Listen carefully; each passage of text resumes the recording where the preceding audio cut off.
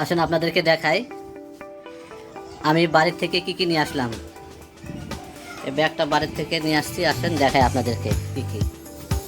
এটা কি বলতে পারবেন? বেল বেল, এটা হলো একটা বেল। তারপরে এ হলো চিনি। চিনি বাড়িতে কেউ খায় না, বাবা মা দুজনে ডায়াবেটিক্স, আমাকে দিয়ে দিয়েছে চিনি যে নিয়ে যা। এইবার এই হলো কি বলেন আপনারা, লিচু। এই হলো লিচু।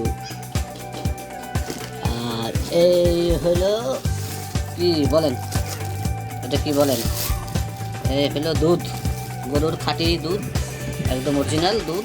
এই আর দেখি কি আছে, ও আর শেষমেশ হলো আম।